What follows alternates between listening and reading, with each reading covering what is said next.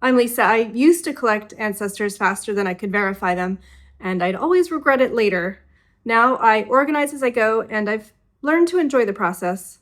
Before I dive in, here's the shift. I don't start with find a death record for, a certain person. I like to start with the research question. So I'd like you to grab a notebook and write down the name of an ancestor that you haven't found a death record for. And you're going to write a research question that's going to shape and narrow the sources you're going to look at. Start with what you know. For example, if my research question is, when did my 2 times great-grandfather, Fred Kawalenko, die? Then I can look at what I already know. I can establish when he was last appearing in records alive, reference the last known location, where his children end up. That will just help us narrow it down. I don't quite know how the matching process works when Ancestry is suggesting records and creating hints for you, but we got to be pretty skeptical and we got to be on the lookout for incorrect. Otherwise, you could end up spending hours researching the wrong person. Have you ever clicked on an Ancestry hint and immediately thought, nope, that's not them? You're not alone. Also, it's suggesting records where the name matches, and it could just be anybody else on that record. It doesn't necessarily mean the person you're seeking. So that's something to bear in mind as well. I've definitely clicked on a lot of hints and I'm like, nope, I have that. I have that as well. As a result, I'm backing off of hints and suggested records. I'm going to present 3 strategies, and the one you choose is going to depend on what you already know. So we're going to be checking catalogs, searching multiple databases, and searching proxy records. The 3 scenarios we're going to talk about today are scenario 1, where you know where they died, but you don't necessarily know the date. The second is where you don't know where they died, but you have a rough idea of the date. And then the third is when you just don't know either. Scenario 1, you know where they died, but not when.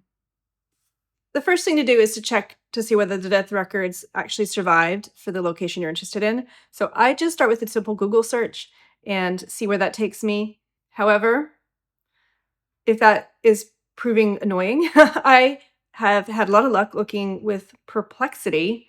And Perplexity, you can also basically prompt it to, pretend you're an expert genealogical researcher and give it instructions about the type of death record you're looking for and see what it comes back with. Once you get a sense of what archive they'd be held in, then you can go to the archive website, search their catalog as well. If you still don't know, you could even try reaching out to the archives and get a reply, although in my experience, I haven't always gotten quick replies. But, somebody might know like whether death records for the geographic place and rough time period when those existed or when they got started, because that's also really helpful as well. I have an ancestor who died in 1882, and there are no state death records.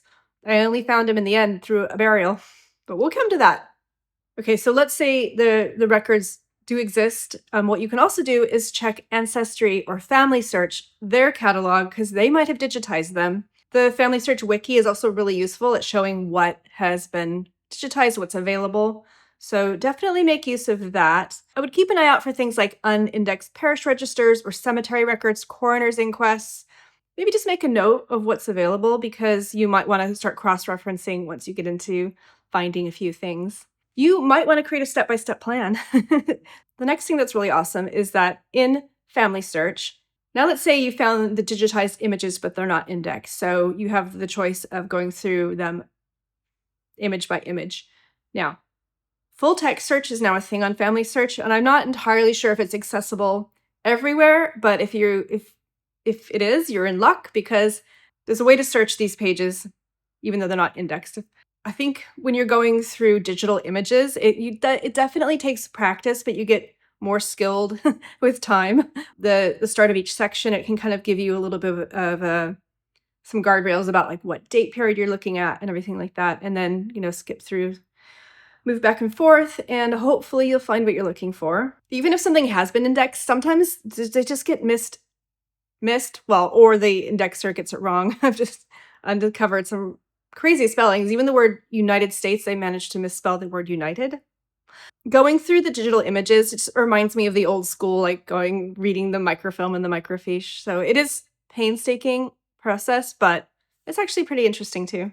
The next tip in this strategy is just not relying on one database. So you probably have a database of choice, but definitely bear in mind, I've mentioned FamilySearch, that's free. I'm also a huge fan of Find My Past. They have a lot of records for the United Kingdom and Australia, and really useful. I found things on there that weren't on other sites. Like, I know not everyone has the money to subscribe to all of them, but perhaps, yeah, I would just try to keep an open mind when it comes to choosing the databases. Scenario 2, you don't know where they died, but you have a pretty good sense of the timing. So again, I would probably start with Googling, and depending on how recent it is, Google might pick up an obituary. Those are really good. And I just search for a name that I know and obituary, sometimes a year if I know it. And actually, this approach has been really helpful because I'm also working on DNA matches.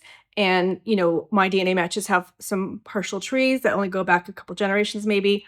But doing my own research, I found obituaries and it has been able to take me backwards. So that's been really helpful. Also really important for, I think, whatever kind of research you're doing, but is to research their siblings, because a lot of times the siblings might be more better, might be better documented, if that makes sense, than the person you're actually searching for. So if you know who their siblings are because you've already seen them in census records or in, for example, if they appeared alongside each other in baptisms or, within the same register in baptisms, it's really helpful to know what that family unit looks like, because it can lead you into more interesting places, especially as people moved around. Also really important is be aware if there could be half siblings, because in a lot of cases, people married again. And yeah, oftentimes you'll find out there was actually a previous marriage and it won't even appear in some of the obituaries. So I like to be pretty careful I don't like to assume, if I'm looking at a census record, for example, I don't like to assume the relationship. Even if it has a relationship, there is chance that it could be a half sibling. So yeah, definitely keeping in mind previous marriages. So going back to the siblings. So you're going to want to check obituaries, newspapers, if there's any published family histories, if you go far enough back, that they could have a person written up that's the sibling, but that is the clue. That is what helps you figure out where to find this death certificate or death record. So to sum it all up, obituaries, newspaper articles, Google Books, local history publications, anything like that. And that when a sibling appears, then that's worth noting down the locations. The next thing you could try is reverse engineer from later records. So let's say you found the probate record, but you still don't know where they died. So using the named people, the recipients of the person's estate, you could look to see where they all are in the next, say, censuses. In my experience, a lot of people tended to die with near family or living with family. And so, yeah, that can be a really big clue. The next thing you could try is looking at their last known location. So you don't know where they died, but, from a census, say you know exactly where they were living. What you could do is start looking at city directories, tax records, also voting registration, and see if you can get an address off of there and see when the person stops appearing. So if you've already exhausted that local area, at least you have a little bit of a tighter window to look to see if they appear in another location. So for example, if they're all alive in 1900, well, in the US, we don't have the 1890 census.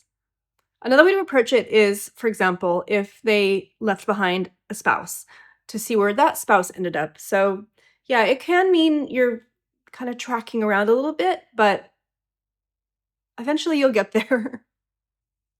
Scenario 3 is when you don't know when or where. This is the hardest one. This is when you really need to lean into the cluster research, and also known as the fan method or the fan club. So that's friends, associates, and neighbors. Of course, all of their other known family members as well, especially siblings and half siblings. The first thing to check is whether someone in that circle, which I admit could be massive, but did someone leave records that mention them? Perhaps they were a witness on a will or a witness on a deed. Maybe you need to go back and look at the neighbors on a previous census and see where those neighbors ended up. I mean, that you never know. The next one, I mentioned newspapers already, but seriously, I've seen all kinds of interesting little snippets in the newspaper where businesses were forming, businesses were dissolving, divorces.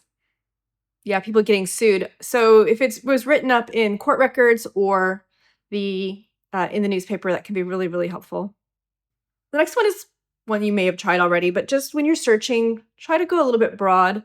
I like to keep the date span, maybe plus or minus 10 years or 5 years or something like that, but be really open minded about the geography and also very open minded about the spelling.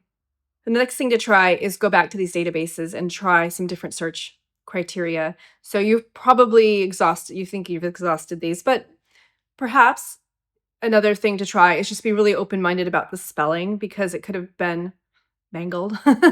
And or even just search by a first name and forget about the last name, things like that. So to get kind of creative. But I think as well, just be quite open about where people might have moved, especially if one spouse died, you have one surviving spouse left, they might have gone to live with a child, usually a daughter. I still haven't found my great-grandfather's death record. So he died in Canada, as far as I know, and Canada doesn't release vital records like other places, other countries. So I am not even sure of his last known location. He could have been buried on a farm, and honestly, he wasn't the nicest person. Maybe somebody helped him disappear. Have you ever searched the same database 3 different ways and still found nothing? That's when you know it's time to try proxy records. The last thing you could try is build some probability ranges based on this proxy evidence I keep mentioning. So, when do they disappear from tax records? When do their children appear in new locations? I've noticed that children will make a move after parents die. Perhaps they're no longer needed in a certain location. Perhaps they've come into money. So, yeah, that can be really telling. Also, always look to see if a spouse remarried.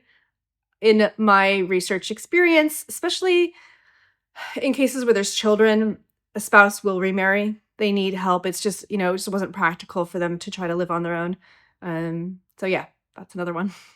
So I'm tracking this with 3 labels. So the first one is proven, and that's if I have the actual death certificate or death record, if it's properly sourced, and without a doubt, I know I have the right person and all of their details are correct or reasonably correct within the limits of the person providing the information.